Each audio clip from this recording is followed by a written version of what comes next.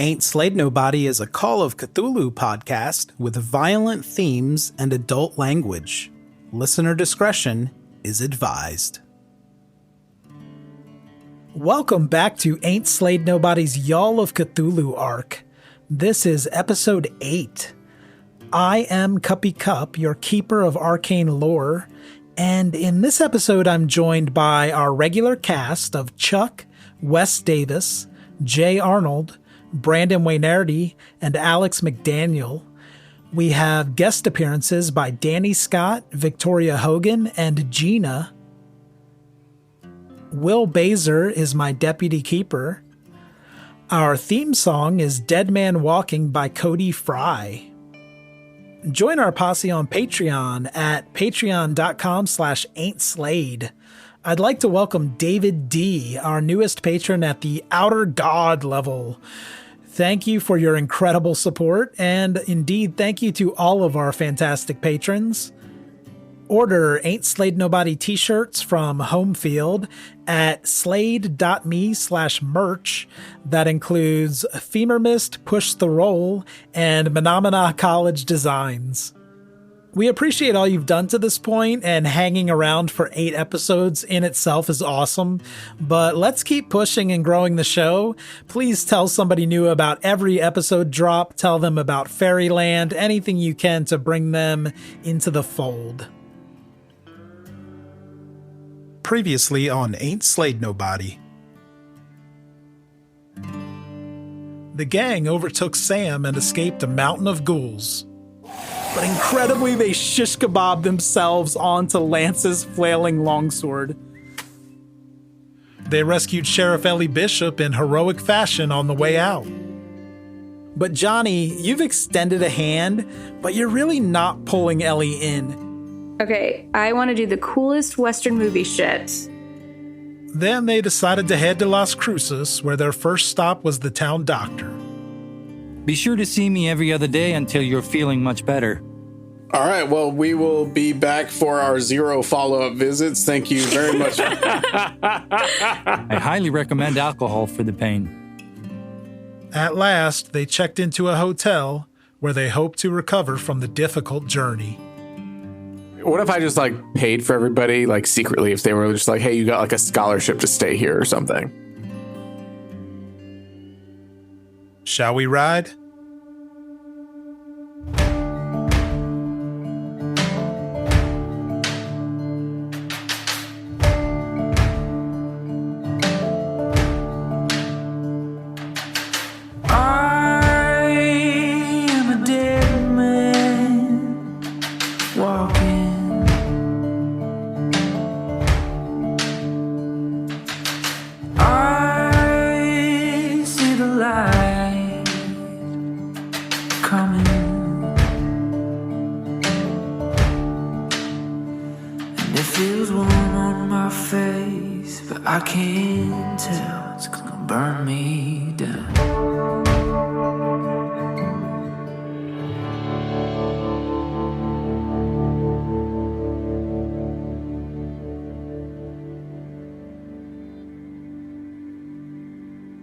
Let's pick up at the ritzy LaCroix Hotel in Las Cruces.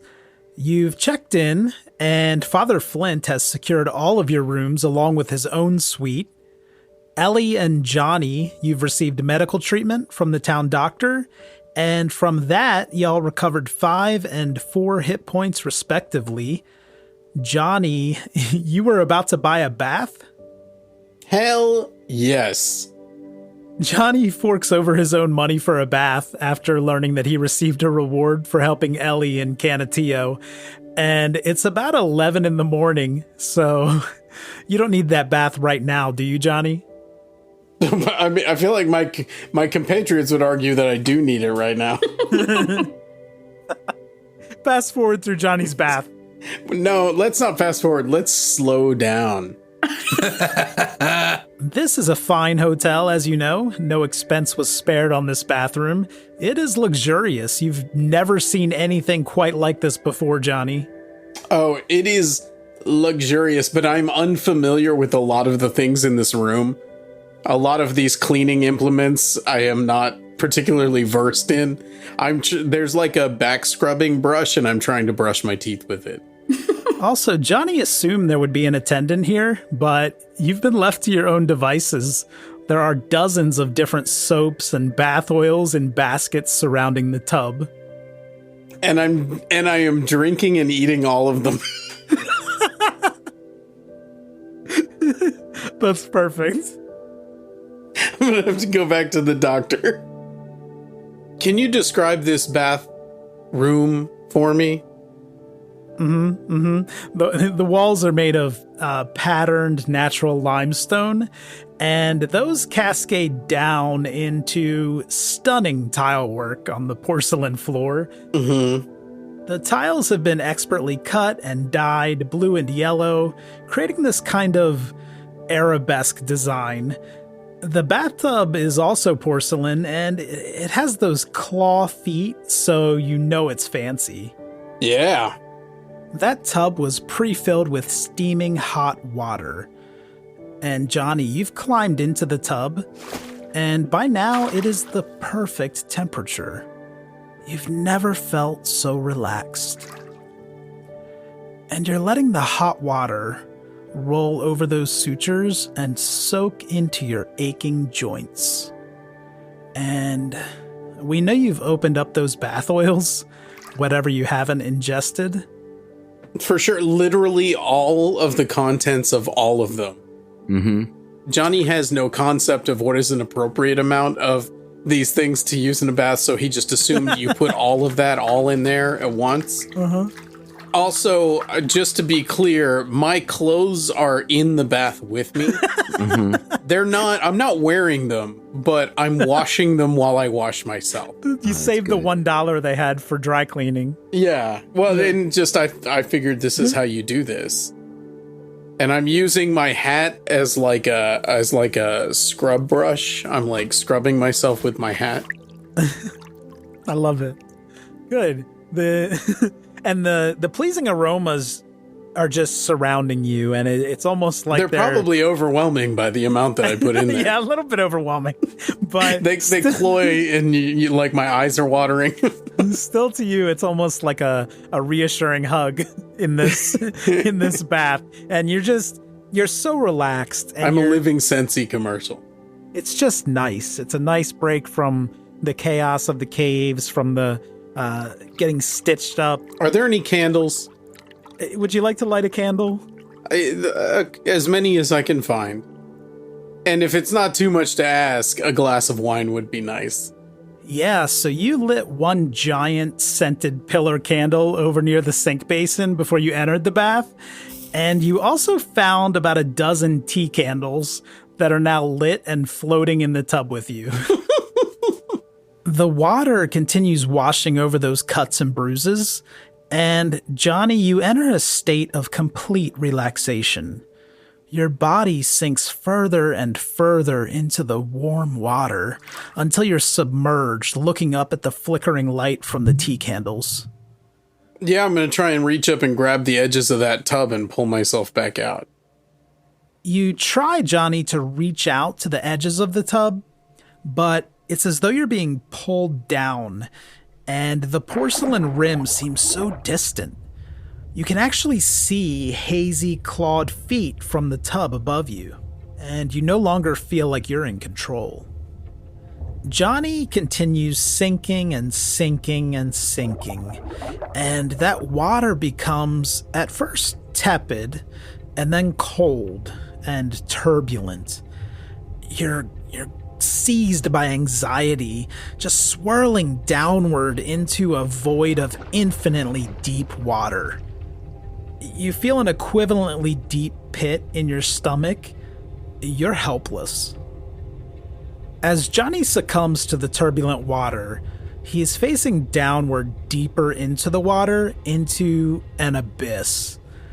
At first it looks dead. But then there are these faint lights, aren't there? Only these aren't tea candles. You're looking straight down.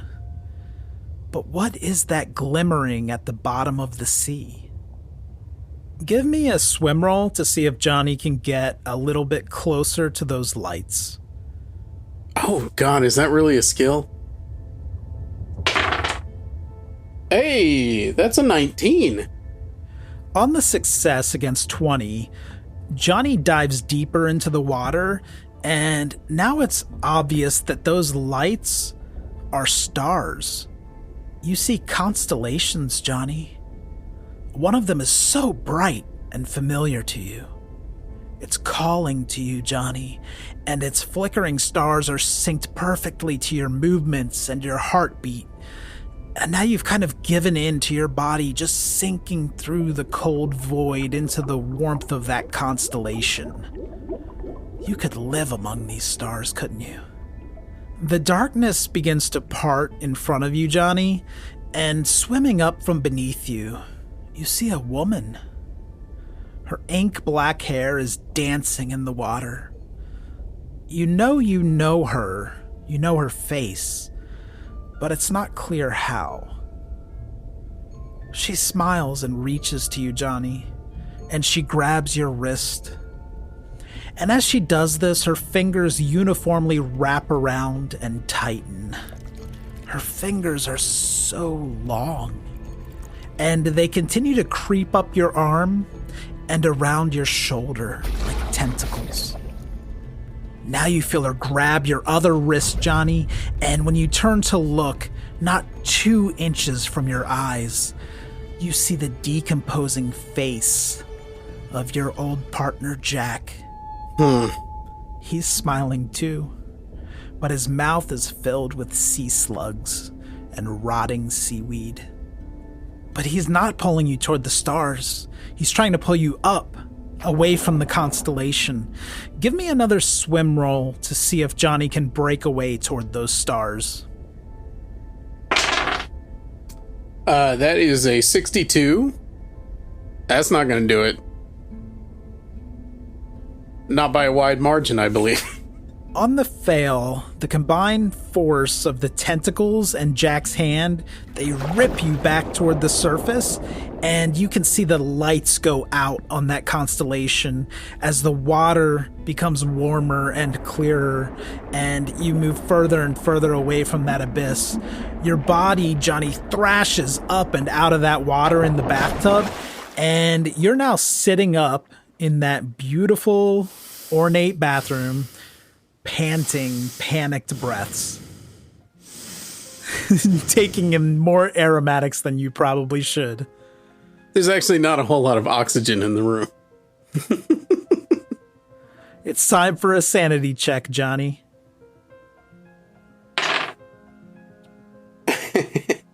So that's a 100. Oh, God. Okay. Suck. Okay, with a fumbled check there, I think I'm supposed to give you the maximum loss, but to keep it interesting, I'm going to increase your roll. Give me a D10 roll. Okay. Hey, 10. Oh, shit. Hey, you fucked, bro. Hey, I just rolled 100 and a 10. I rolled max on both of those. I'm getting screwed.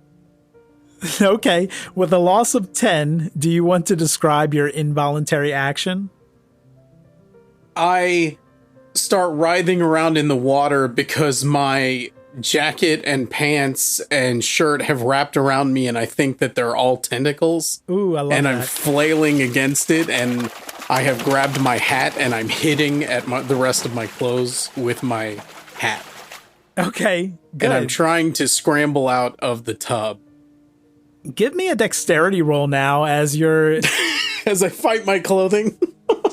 No, you're trying to scramble out of this tub, but as you've been thrashing around, there's water everywhere, and the surfaces and floor are just incredibly slippery.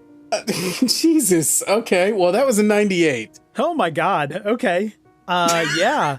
Did I just break my hip?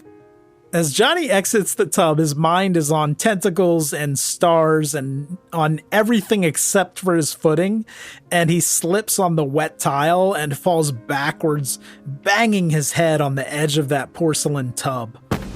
I'll let you roll your own damage here, Chuck. Give me a D4 for Johnny. 2.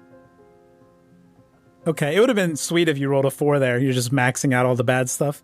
All right, so you're going to lose 2 of those hit points you got back from the doctor's visit. But the good thing is you did maintain consciousness. But before we're done with you, give me an intelligence check on that 10. 75. The failed intelligence roll is good here. Oh, that's right. I don't want to win that one. Okay, good. So you're not having a bout of madness, but that constellation you saw, it's nagging at you, but you're trying to put it out of your mind. I think I'm just going to go to sleep right there on the bathroom floor. Johnny rests his head down on a pile of clothes and goes to sleep on the cold, wet floor in the lap of luxury. There you go. Now we travel through that locked door and down a long hallway into room 7, where the sheriff is resting among fresh blankets and pillows. Ellie just had a long visit with the doctor, getting those mountain lion wounds stitched up, and now she is resting. And if I remember correctly, Ellie drank nearly an entire bottle of whiskey by herself. Yeah, that's accurate. And probably a little extra between then and now. Okay, yeah. Like you were on that horse, Ellie, you're slipping in and out of consciousness, really feeling the effects of the whiskey and that blood loss. You do eventually fall asleep, Ellie, and when you start coming to, it feels like you've plummeted into sobriety from the height of intoxication. And this feeling, it's very noticeable to you. Your mind is sharp, it's clear. The smell of evergreens is hitting your nose, and you hear the crunching of footsteps along a gravel path. And when you open your eyes, Ellie, you realize that these are your footsteps. You pause to take in the suddenly different scenery around you, and you look up at a dark night sky that's illuminated by the moon and hundreds of twinkling stars.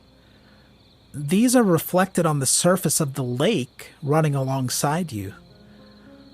A bit of fog is rolling off the surface of that lake, and the air feels colder than what you're used to, but it's not uncomfortably cold.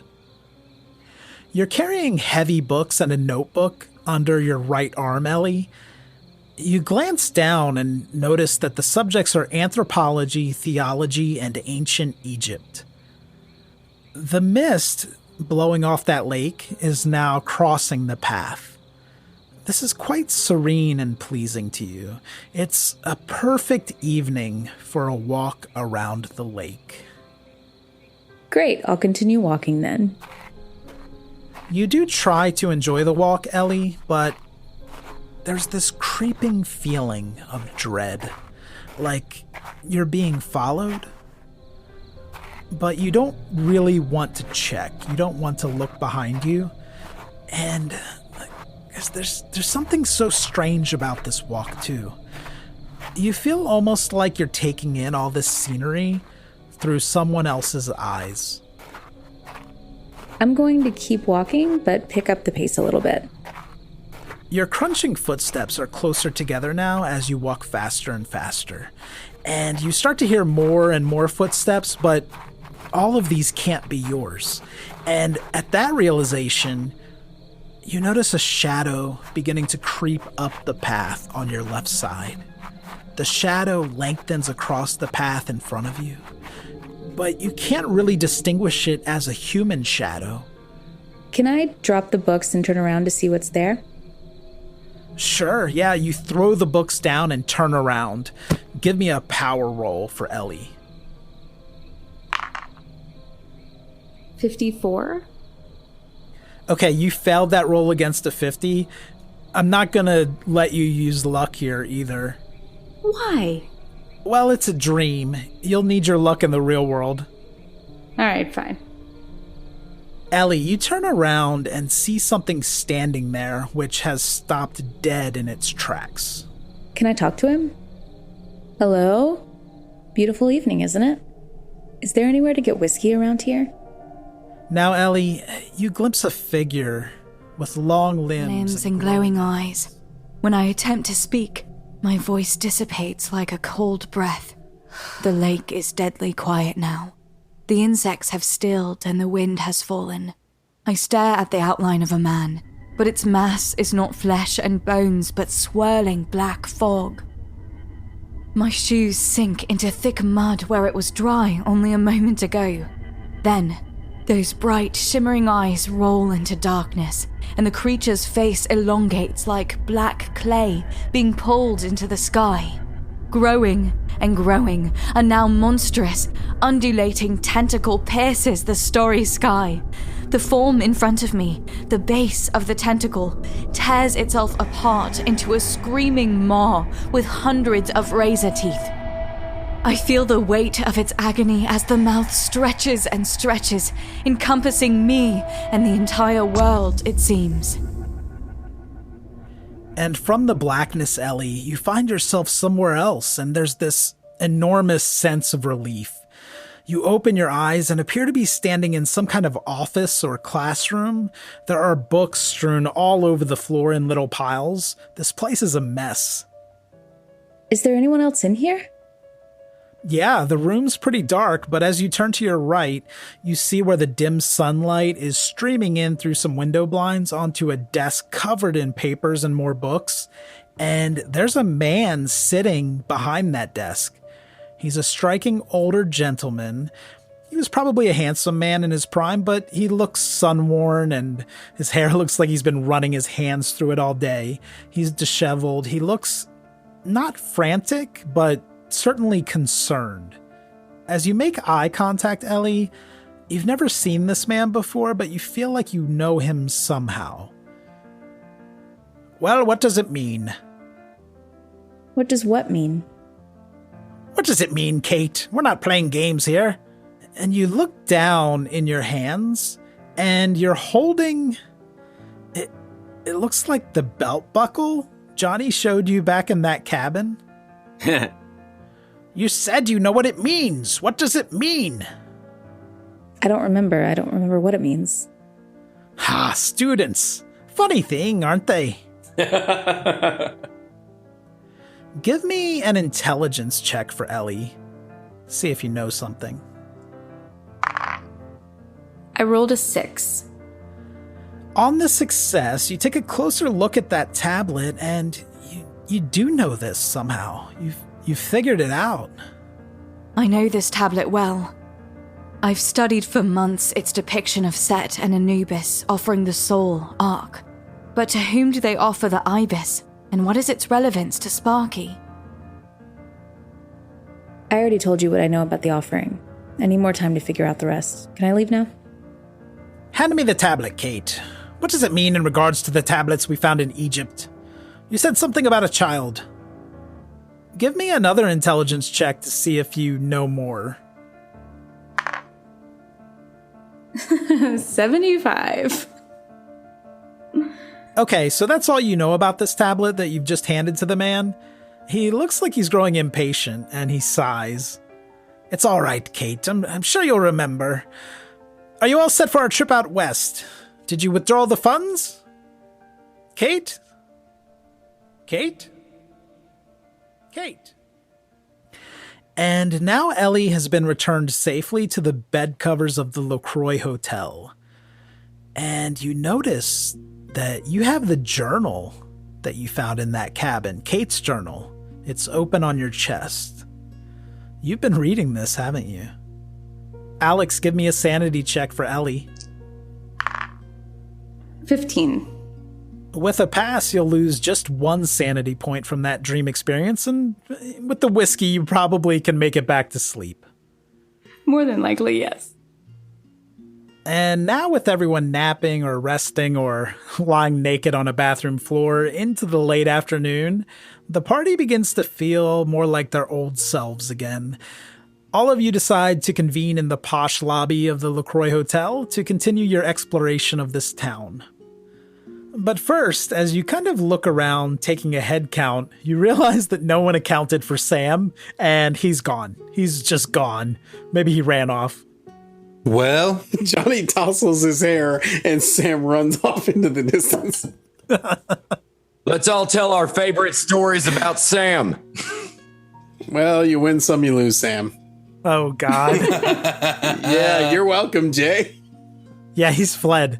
You can choose to do nothing about that if you'd like. I'm fine with that. Maybe he got homesick. You just don't want to track Sam anymore. Yeah, I don't want to do the kid's voice anymore. oh, hey. You guys remember when Sam did the thing? So after some deep conversation about your highlights with Sam, you now have an opportunity to explore Las Cruces. In addition to the businesses you noticed on your way into town, you also saw several potentially interesting locales on your way to the hotel. You know where Johnny is going. Let's not even pretend. Yes, Johnny. All of you noticed the Bootjack Saloon next to the doctor's office, and some other points of interest as well. If you walk outside the hotel doors, to your left, there's a railroad track running adjacent to the town, and the train depot is next to the hotel. It looks pretty busy with porters running around with dollies and packages, and off in the distance, just outside of town, there's this little fenced-in cemetery. Literally on the wrong side of the tracks, I suppose. As far as businesses, you saw the Las Cruces Bank and Trust that was connected to a little barter exchange. There's a white adobe building with coffins out on display. It looked like the Undertaker's office. Hell yeah. There was a dilapidated gambling hall called Sure Shot. You saw St. Margaret's Church. This was a mission-style church with 2 steeples. There was a general store, an apothecary, and a clothier if you need any essentials. And of course, there was that Bootjack Saloon. You want us to do all this investigating and we just want to go get drunk. About the apothecary. Yeah, certainly. You can stop by the apothecary. Your party's still struggling with health issues, so it makes sense to me. I could go for some weed. Do they have gummies? Yeah, probably. I think so. They just got a license to sell CBD products. We're all a little stressed out here. Y'all want to go get fucked up? I'm down. Hell yeah. Okay, so you walk from your hotel over to the apothecary, which is on the opposite side of the road, but only a few buildings down. It's a rather unassuming building on the outside. It's called Bloom's Apothecary, and the words "one of a kind" are painted on the front window. The building itself is gray with white trim and a black door. The wooden sign swinging near the door shows the familiar symbol of a bowl with a snake wrapped around it. When you walk inside the apothecary, it looks kind of like a candy store in here. Just shelves upon shelves of labeled jars. And beneath the shelves are dozens of drawers in 3 rows. There's a long counter running in front of the shelves, and there's a large mortar and pestle sitting on the countertop. You can actually see some remnant powder around that. There's a young gentleman with brown hair sitting behind the counter. He's got his legs kicked up. He's wearing a white apron, and he seems to be daydreaming. It takes him a minute to even notice you walked in. Oh, hey, sorry I didn't see you there. What ails you? This is I don't know how to phrase this. Is there anything in this town besides alcohol? Oh, would you like to buy some cocaine?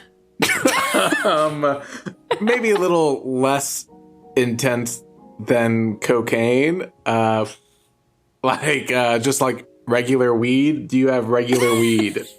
What, you want to roll some blankets? Yes. He reaches into his own pocket for this, and he produces a small cloth sack filled with marijuana.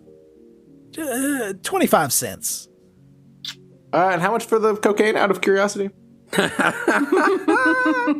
I can give you some of each for 50 cents. Perfect. Roll it up.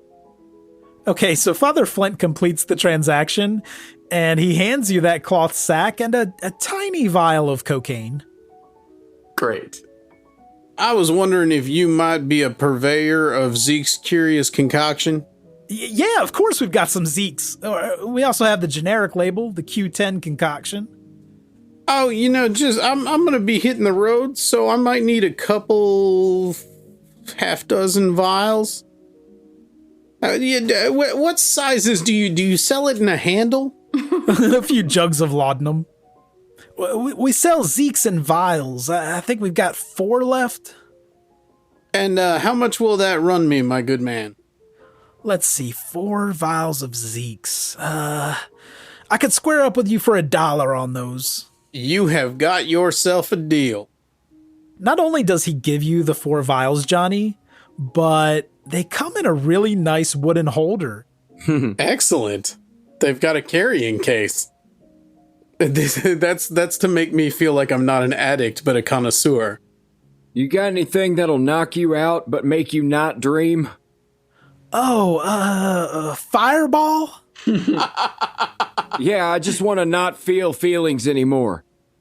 Jeremiah, the pharmacist, goes to the back, and he returns with a bottle of light amber-colored, syrupy liquid, and his breath now smells strongly of cinnamon. Here you go, just 35 cents on this one, sir. Okay, I'll buy it. And it seems like he's just making these prices up off the top of his head. He packages this up very nicely for you too, Jeremiah. He covers it with cloth and ties it up with twine. It seems like a really nice place. This is great. You guys do like gift baskets for Mother's Day? Of course we do. We call that service Edibles Arrangements. God damn it. Very good. With your new provisions, you can all head over to the saloon at last. Okay, thank you very much. That's awesome. Appreciate it. You do notice as you're walking down the street toward the Bootjack Saloon that Ida's curio stand is gone. What? Gone? Wait. Gone like pulled up stakes and packed up and headed out, or gone like it was never there in the first place? Well, give me a spot hidden roll for Johnny. Let's see what you notice. Yeah, that's a 10. Yeah. I think that's extreme. With extreme success, Johnny gets down on the ground and starts looking at that little patch of grass where the blankets of goods sat. And you do see some depressions in the grass here. And in the dirt, you can see wheel marks where that cart was situated. Okay, so I've confirmed that it didn't not exist. That's right. Johnny doesn't have any reason to believe the cart was an illusion or something he imagined. And that helmet's gone as well, of course. Damn. Okay, so continuing onward around the bend to the Bootjack Saloon, you turn the corner at the doctor's office and you approach this red cedar building. This might have been nice at some point, but it's a pretty rundown place today. You hear piano music filtering out into the street. It sounds pretty lively inside. It's pretty raucous. After taking one step through the swinging doors of the saloon, you realize this is the type of place where you'd expect to see, and Ellie, you might know this better than anyone, cockfighting and bare-knuckle brawling and gambling and prostitution. And I'm saying you know this, Ellie, as a law woman, not as a partaker in these activities. Naturally, yeah. You don't know her.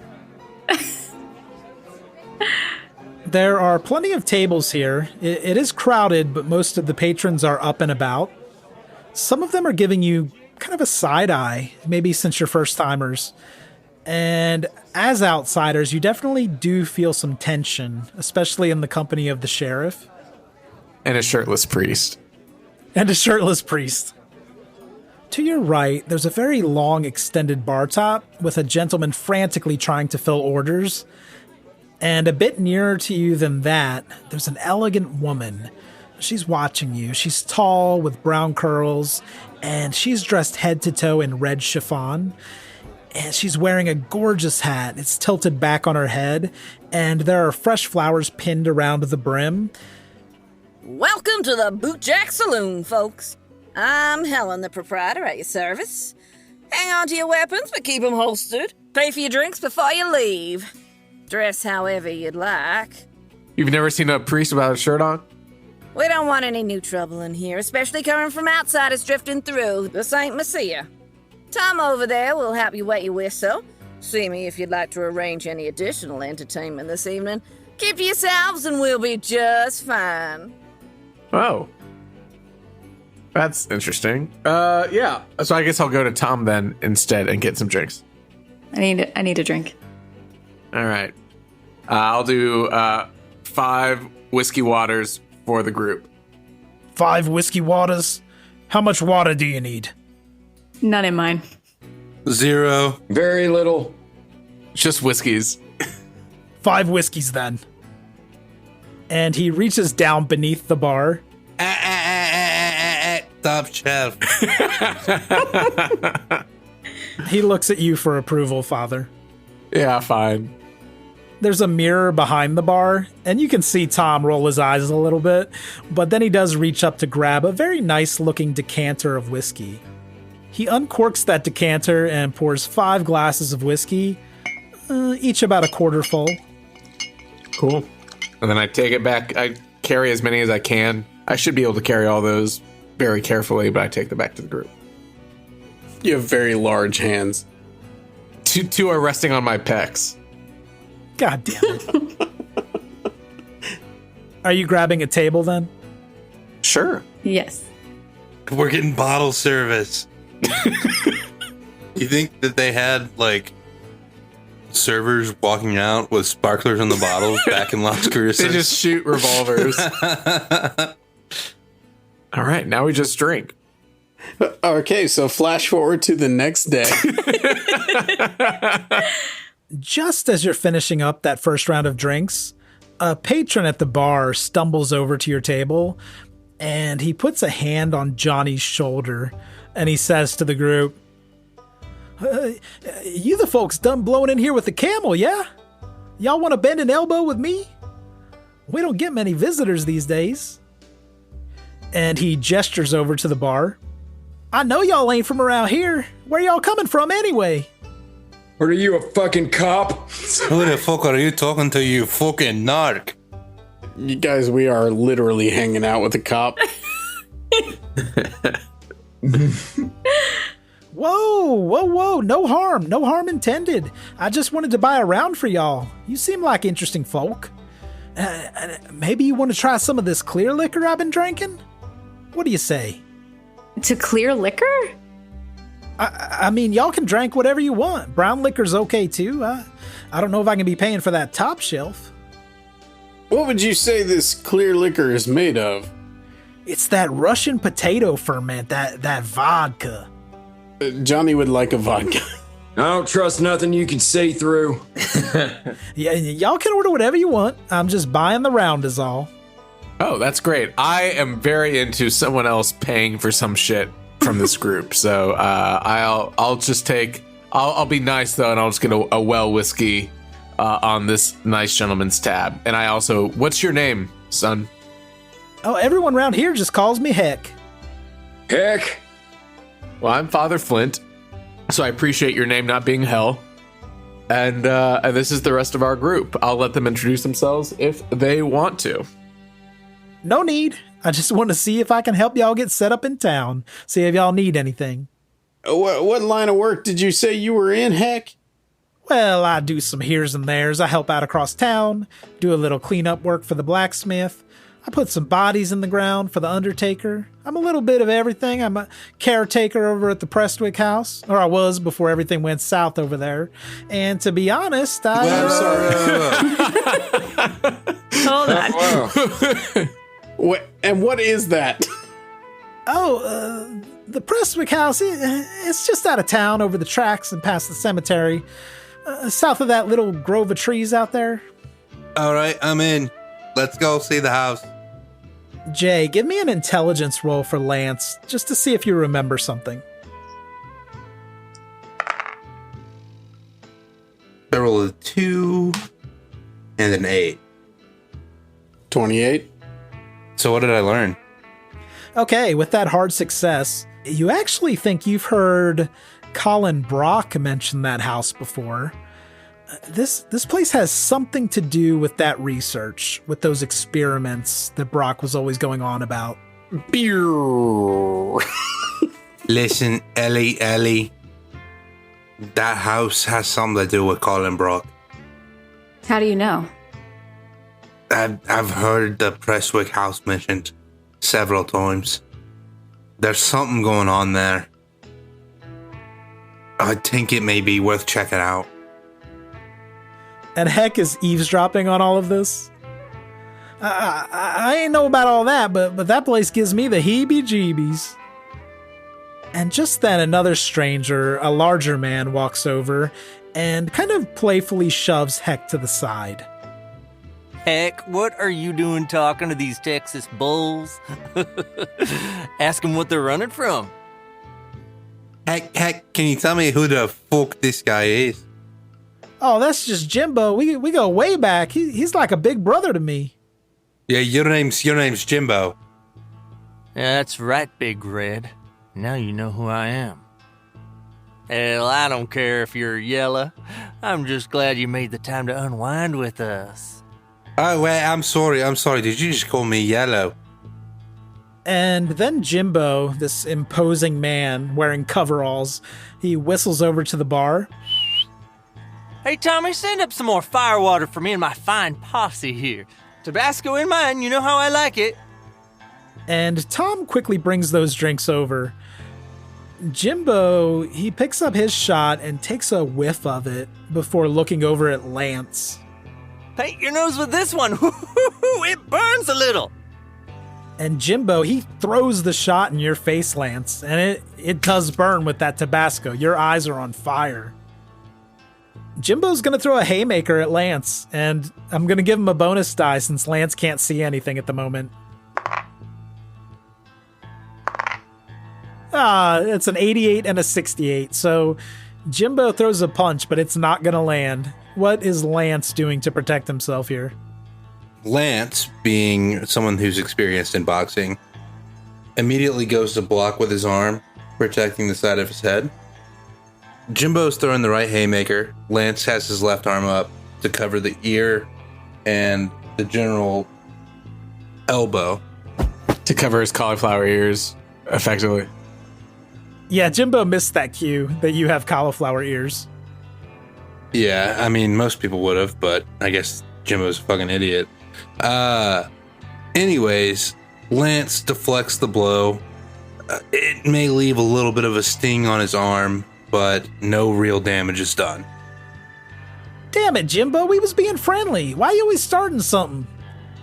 Then Heck, he grabs an empty chair from the table behind you, and he hoists it up over his head, like he's about to bash Johnny with it. Johnny, I'll give you a chance to dodge this chair. Wait, I don't understand. Yeah, Johnny's gonna get to dodge here, even without Sinead. A chance to do what? I don't even know that word. That's on your character sheet as dodge. Mm-hmm. You could fight back if you'd rather. Johnny is gonna try and dodge. Johnny got a 42. That's not gonna do it. Heck failed too, so with both failures, it looked like Heck was going to break that chair over Johnny's head, but instead it crashes down onto the table and splinters apart. And now Heck is wielding one of those broken chair legs as a weapon. Dang, Jimbo, this is a big group, man. No fun! Yo, get outside! Do we have an equal amount of care for our buddy who's full of shit? Are we jumping up to help him? Because I'm right behind him. I'm right behind him, ready to rear as much as how much strength do I have? My 45 strength allows. Yeah, y'all can definitely jump into the mix. Heck did. I want everyone in the party to give me a fighting brawl roll. I don't appreciate the assumption that Johnny's gonna fight and brawl. Yeah, that's fair. It's either brawl or stealth if you want to slink away in the chaos. I'm trying to send it as proof, but I rolled a 2 for fighting, so... A 2? Okay, so Father Flint, with his pecs glistening, what's your go-to move here? How are you fighting? What I'm imagining is I'm just taking bottles from the back of the bar and just smashing them on people, but also keeping a couple bottles for myself. If I have a 2, I can probably walk out of there with a couple of bottles of whiskey. Yeah, so Flint manages to knock 3 of the regulars out, including Jimbo, by smashing liquor bottles over their heads and across their faces. Flint's body is covered in blood and whiskey now. I kind of want to shoot my gun in the air just to stop it. Would that be a stealth roll? I think that's a good move. That's great. Okay, that's what we're doing. I like it. You'll just need to shoot your gun. I'll ask you to roll Intimidate, though, to see if anybody in the bar really cares that you're doing this. But I will give you a bonus die since it is a gunshot in a small building. A 3. Oh, sweet. That's extreme success. So how do you want to play this?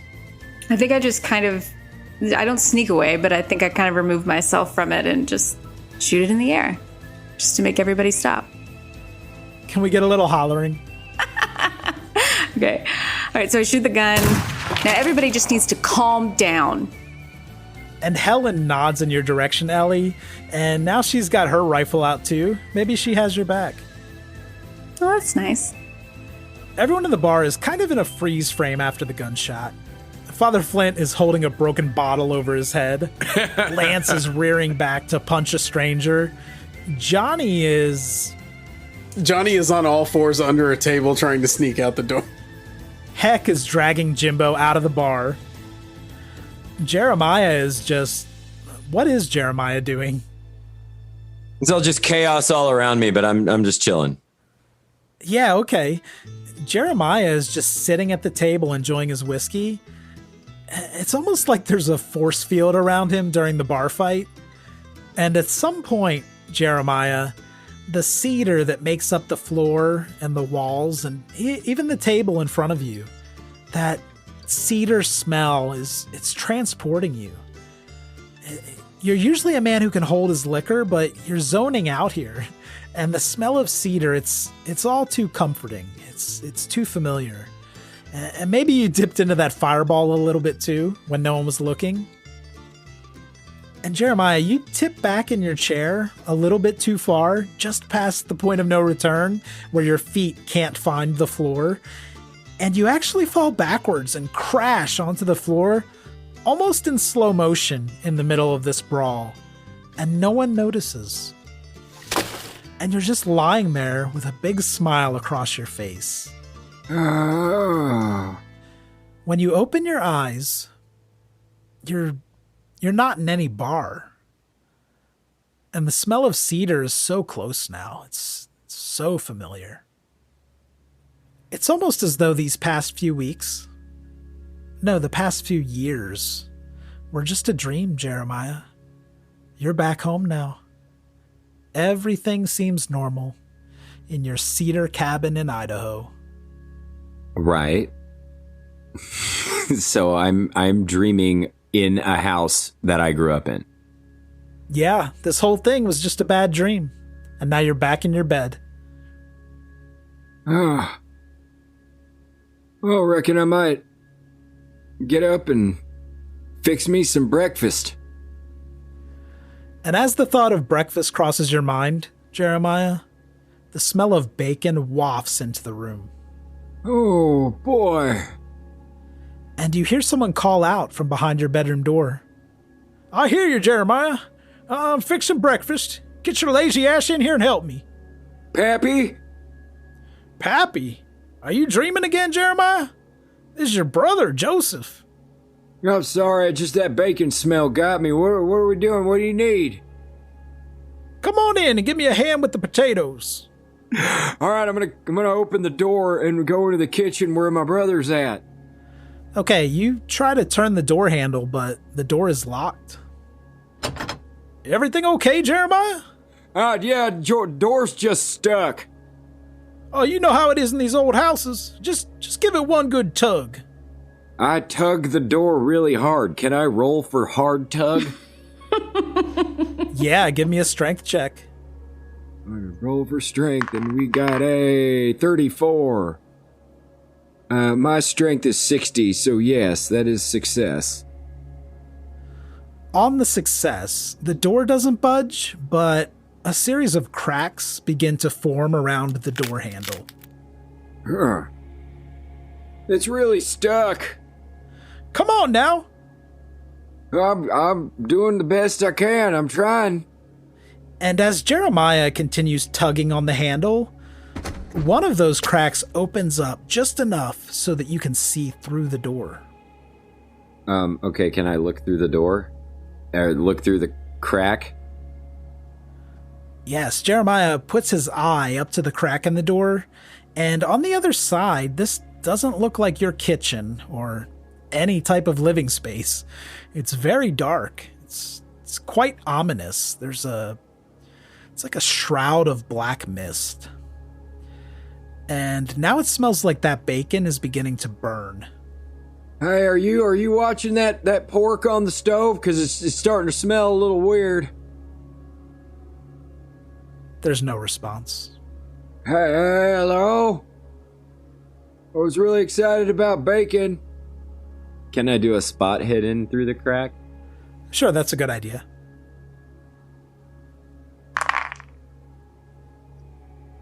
I got an 11. And which makes it, oh damn, I was one off from like a super hard USA #1 success. On the success, Jeremiah can make out a figure now, moving around in there. Running, really. Is this figure humanoid? Yeah, this looks like a person to you. And now you can feel heat coming from the other side of that door. The door itself is getting warm. Hey, is that kitchen on fire? You hear muffled screams.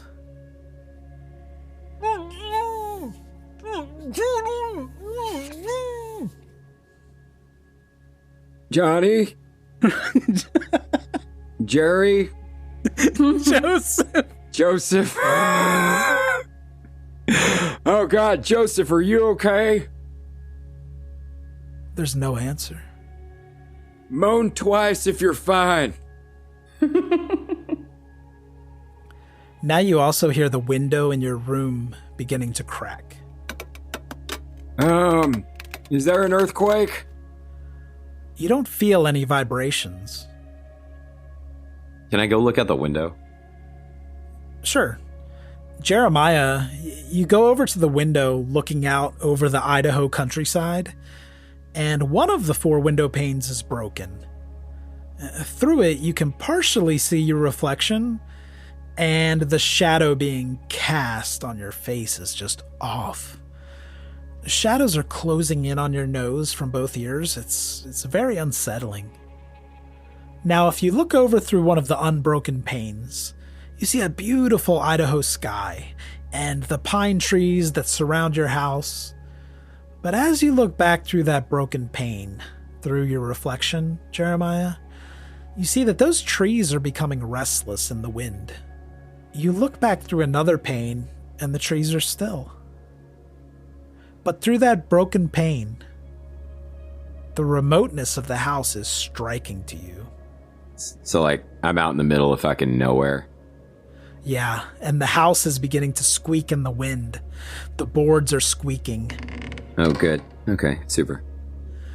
Still, though, looking into that broken window pane, the sky is blue, but it's not like the blue Idaho sky you know. It's not like the sky you see through the unbroken panes. It's luminescent, like a lightning flash was frozen in time. Oh, okay, that's vivid. Give me a spot hidden roll. 27, which is also a good success. With another good roll, you're fixating on that broken window pane. And those aren't quite trees anymore, are they, Jeremiah? When you ask it like that, I don't think that they are quite trees. They seem like giant effigies with impossibly long, thick branches that are bound together. And it's not just the wind that's making them restless either, is it? No. They seem to be alive. Oh, neat. As they move closer to the cabin, you notice that they're covered in animal pelts that are flapping in the breeze. Completely normal. And now, Jeremiah, you're feeling a draft blowing in through the cracks in that bedroom door to the kitchen. And this feeling of tingling anguish overwhelms you. Oh, God. What in the absolute hell is going on here? Do I at all know I'm in a dream? Or is this just reality for Jeremiah? It's quite surreal. Can I look in my pockets to see if I have anything of use? You're in your PJs, so you could just open up the back. Yeah, I'm keeping a lot in the butt flap. You do see your old pickaxe resting in the corner, just kind of propped up against one of the walls there. Hey, my pickaxe! I thought it were gone. As all of this is happening, Jeremiah, you instinctively feel the need to break through that door to the kitchen. The cracks begin to fissure and open wider and wider the more you fight against the door. I go grab my pickaxe and start hacking at the door. Okay, give me a strength check on that one. And that's a 69. That is not nice. I am, that is not a success. That is a fail. And the cracks are now spidering across the window and through the walls, and it almost seems like what you were seeing through that window is now just a static, still image. It isn't real at all. It's like the room you're in doesn't exist anymore. The cracks that are forming inside this room, they're making it feel like a painting on dried mud. And black smoke is streaming into the room now through those large cracks in the door. So what if I go hack at the window now, since that seems like a bad idea to keep hacking at the door? Yeah, you walk over and take a big swing at this window, and it opens up wide. You've created a giant crack in the wall, and you see not only those living effigies, but alongside them are shrieking sculptures of snake-headed demons and tentacled beasts, and they're squatting on pedestals that are covered in hieroglyphics. What is this place? You recognize one of the statues from those stories of the black goat in the woods. Maybe even from that mural you saw in the cave. You called it Goat Man, I believe. Through the many sculptures and effigies, you see a rotund building that's heights stretch upward through the heavens, and its basins and pillars are formed by these dreadful carvings. These are like living ruins, and suddenly you hear the door slam against the wall, and it's been thrown open by Joseph, who stands there. He's staring past you, Jeremiah, at the window, or where the window was, and he's disfigured. His jaw is hanging off of his face. That's not a metaphor. His jaw is hanging off of his face and he's on fire. No, he's not surprised to see you. His jaw's literally unhinged. Okay, it's like hanging off by like sinew. Exactly. And he's got smoldering fire all over his body. All right. And this sight of your brother, Jeremiah, and the sound of a gunshot jars you awake. Wes, give me a sanity check for Jeremiah. Stoked. I got a 15. So I just lose 1 point of sanity. No, roll a d4. Oh. I got a 4, so that's good. I'm now at 38 sanity. Okay, that could be better, but I am going to give Jeremiah 1 more point of Cthulhu Mythos. Oh, seriously? Yeah. Jeremiah, you're lying on the floor of the Bootjack Saloon now, and you see Ellie looming above you with her smoking rifle pointed at the ceiling. I'm reaching for one of the other full whiskeys on the table. What time is it? It's around 8 o'clock at night. So a little too early to go to bed. I think we should definitely visit the haunted house at night. Yeah. Because I was going to suggest go back, get some rest, wake up so we have the book as well, and go to the haunted house in nice early daylight. Yeah, I think we should just go to the hotel and get some sleep. All right, I reckon I'll finish all this whiskey and go to bed with y'all. Hopefully you have your own bed. It's like the grandparents' bed in Willy Wonka. Let's get out of here. Sorry about the trouble, miss. Much obliged, ma'am. And don't worry about the ceiling. So you all head back to the LaCroix Hotel to get a full night's rest. You split up in the lobby to go to your respective rooms, and Father Flint, you're in the suite, of course, the most well-appointed room in the hotel, at $5 per night. And you're relaxing in a giant king-sized bed with brass posts and, yeah, maybe it's a canopy bed, so it has curtains all around it. I'm going to use a little bit of that cocaine and break in the new pipe. Sorry, a little bit of the marijuana and breaking the new pipe. Oh, I liked where that was going. Yeah, that would have been fun. Yeah. I feel like that's a weird thing to do by myself. I think the weed is fine alone in my penthouse. Crack is more of a social drug. Right. I'll be able to go into the house.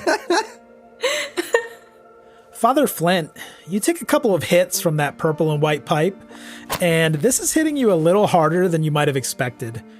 Your body is sinking into that plush mattress like it's a hot marshmallow.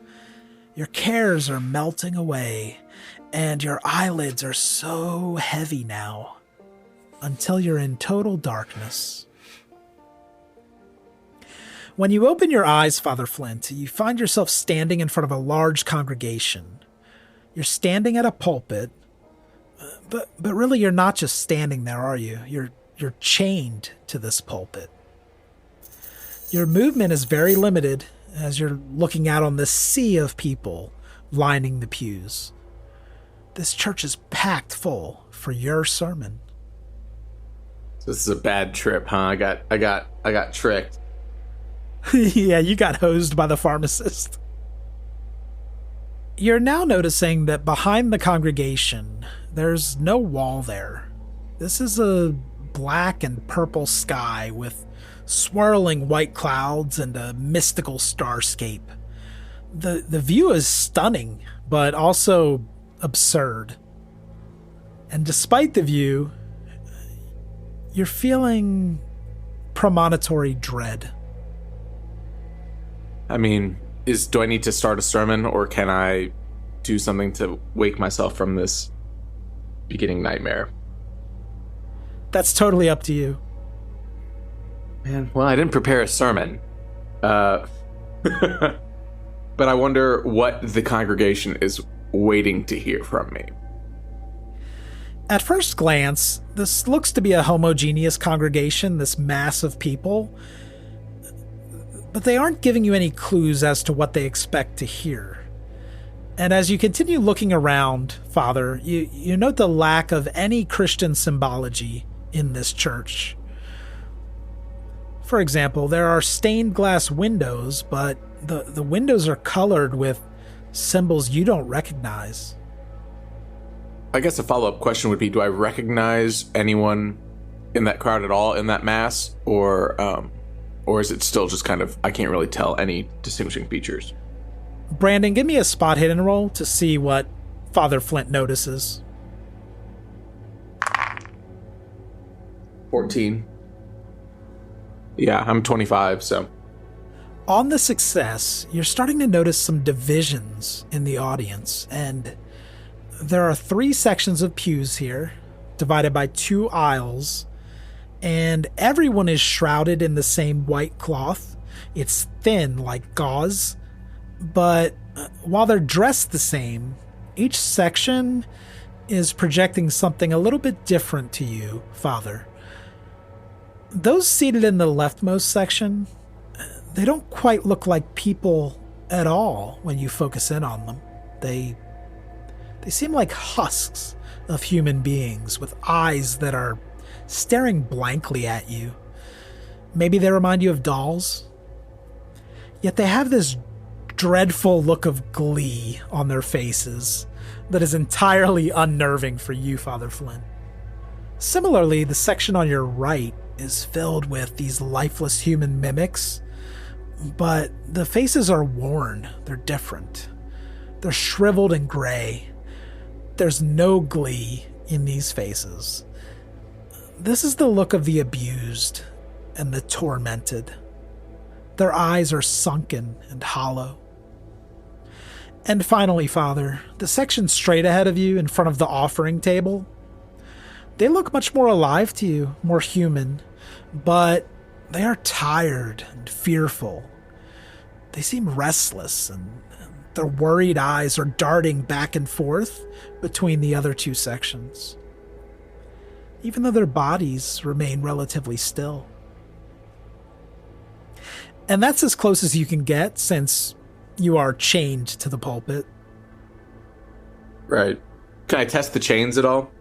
Sure you can. Give me a strength check. That's a 55. You just missed.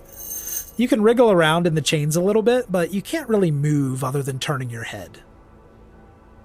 Okay. I will strain myself as much as I can to view as much as I could behind me. Let me say that. You look as far back as you can over both shoulders to see if you're sharing the stage with anyone or anything. And over your left shoulder, you do see a stone altar. And even though it was dark down there, it looks similar or maybe even identical to the one you saw in the cave system under Baylor Peak. Mm-hmm. And there's a person lying across the top of this altar, draped over it limply. One arm is dangling off the side closest to you. Can I recognize that person at all? Give me a spot hidden. 78. It's really difficult to tell who this is. And as you're looking over your shoulder, Father, you hear the congregation erupt in laughter. And it's a blend of sounds, and some of it almost seems demonic.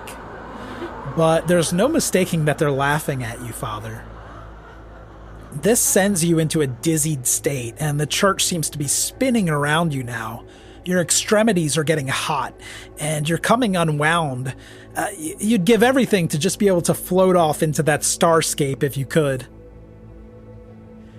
But instead, you come back in that plush bed in the hotel, and the pipe is burning your fingers. Ah! So I extinguish the pipe as fast as I can. Brandon, give me a sanity check for the Father. 83. That's a fail. Let's get weird, guys. Give me a D6 for Flint's sanity loss. It's a 1. Oh, good. You lose just 1 point then. Yeah, I'm going to try to sleep if I can. You do sleep, Father, but it isn't a restful night. Your mind is plagued by dreams of that congregation, the figure you saw on that altar, and you're draped in chains. Okay, so everyone in the party ends up in the lobby again this morning. Maybe there's a continental breakfast or something drawing you back here, but you've all decided, I think, to check out the Prestwick house. Yeah, let's go to the haunted house. You confirm directions with the front desk, and you all walk over those train tracks and past the cemetery toward this circle of trees. The branches on these trees are mostly barren, so you can confirm that these trees encircle a house. It's disturbing to you that all of the trees in your view seem to be growing away from the house. Their trunks are contorted, bending away from the house, no matter which side of the house they're on. This is an isolated house. Whoever built it must have been intensely private. And even though there's a lot of daylight, this is a brooding place with overgrown gardens and odd crooked angles casting strange shadows. The window grids almost look like upside down crosses to you, with the smaller panes being on the bottom. This ramshackle 2-story house is sagging from rot. And the front door is wide open, almost as though the house is inviting you inside. Thank you for listening to another episode of Ain't Slayed Nobody. Please rate and review the show on Apple Podcast or iTunes. Follow us on Spotify. Follow us on Twitter, Facebook, and Instagram. We are username Ain't Slayed everywhere. Our next regular episode drops on September 8th, always the second Tuesday of the month. We have a bunch of mini campaigns in the pipeline too, so do check our social media channels for updates. And visit our website at ain'tslayednobody.com. I am Cuppy Cup, your keeper of arcane lore. Thank you and good luck out there.